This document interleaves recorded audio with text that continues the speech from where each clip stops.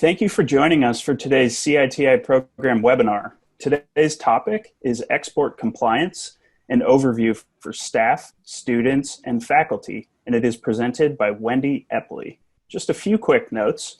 This webinar will be recorded, and the recording will be available on the CITI program's website. This webinar is also for educational purposes only. It is not designed to provide legal advice or legal guidance. You should consult with your organization's attorneys if you have questions or concerns about the relevant laws and regulations discussed in this webinar. In addition, the views expressed in the webinar are solely those of the presenter. So, let me tell you about today's presenter, Wendy Epley. Wendy Epley is certified as an export compliance professional in both the Export Administration Regulations and the International Traffic in Arms Regulations, and holds a Master of Science degree in Regulatory Trade Compliance. She has established trade compliance programs at 2 top-tier universities and serves as the export compliance subject matter expert for the CITI program. Her 30-plus year career expands across many industry leaders. She is a member of several trade associations, as well as an emeritus member of the Association of University Export Control Officers. As president of Epley Consulting, LLC, Wendy is focused on helping others understand and navigate through the nuanced area of regulatory trade compliance. And now, let me pass the mic to you, Wendy. Okay, today we are going to discuss what export controls are. We will then talk about different activities that can be subject to export controls.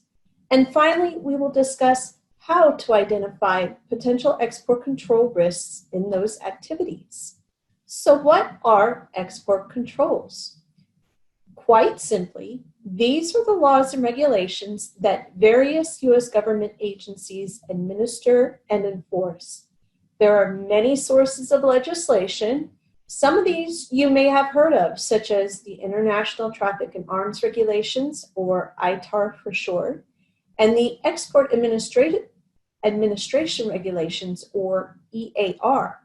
Depending on some of the disciplines or research that's going on at your institution, you also may be aware of other regulations, such as those from the U.S. Department of Energy. So what does all of this mean? Well, there are certain items, technologies, and even services that have restrictions attached to them based on the export control regulations. These regulations can affect items that are considered military grade or even dual use items. Dual use means that the item is used in both military and commercial applications. These could be items like the Humvee, a satellite phone, certain global positioning devices, or items that are space qualified. Then there are restrictions with funding, information, or services that involve embargoed countries, or even persons from embargoed countries that are in the U.S. or elsewhere in the world. There are even certain cryptographic technologies or source code that may be controlled. And then there are certain chemical or biological items, from equipment to viruses, that are also controlled. As noted earlier, there are various agencies that have some level of export control within their regulations. However, for the purposes of today's session, we are only going to focus on 3. And this is because these are the 3 primary agencies that not only administer export control regulations, they also enforce it. You may have surmised that there are a lot of everyday activities that could be affected by export controls. Here are a few more activities, like hiring. It is important that background checks are done, including screening the individual and their affiliations against the prohibited party lists. You also need to make sure that the role and job description do not include responsibilities that may require an export license in order to carry out those duties. The reason why is there is no guarantee that you can get a license, and the individual cannot do the controlled work until authorization is in hand. Lab tours can be an issue as well, especially if there is demonstration of a controlled piece of equipment, maybe a laser, And that demonstration releases some level of technical know-how. With the COVID-19 pandemic, more institutions are looking to establish a foreign campus or maybe even offer online degrees. Generally, many foreign students are unaffected by the use of online education. So to summarize what we have discussed here today, export controls is more than just shipping something outside the United States. Any form of communication could trigger an export control concern. While there are many agencies with export control requirements, the three primary agencies who administer and enforce export controls or other sanctions are the U.S. Departments of State, Commerce, and Treasury. We also discussed the importance of looking at the definitions for terms used within the regulations and not assume what they mean based on how that term is typically applied in our everyday vernacular. Export controls are not just for research activities.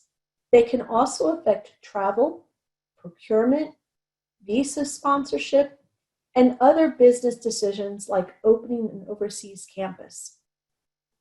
If an institution is going to mitigate export control risk effectively, they must have a robust export compliance program.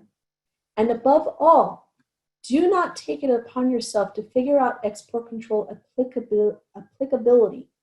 Discuss your concerns with your institution's export control office. So our first question for today is, what are the key resources and websites that will help primarily undergraduate institutions to develop export control policies? I think one of the best resources to get anyone started is the Bureau of Industry and Security website. If you click on the Compliance and Training tab, then click on Compliance, here you're going to find a lot of useful information to help get you started. I think also the Council on Government Relations, COGR for short, can also provide some helpful resources. And I also like the Export Compliance Training Institute because they have a lot of things on their website and everyone there has been super helpful. I have just never had a problem with them and they're always willing to answer questions. So I think those are probably my top 3 resources. We encourage you to monitor the CITI program website for additional information about future webinars, available on-demand recordings of past webinars, and our new all-access webinar package.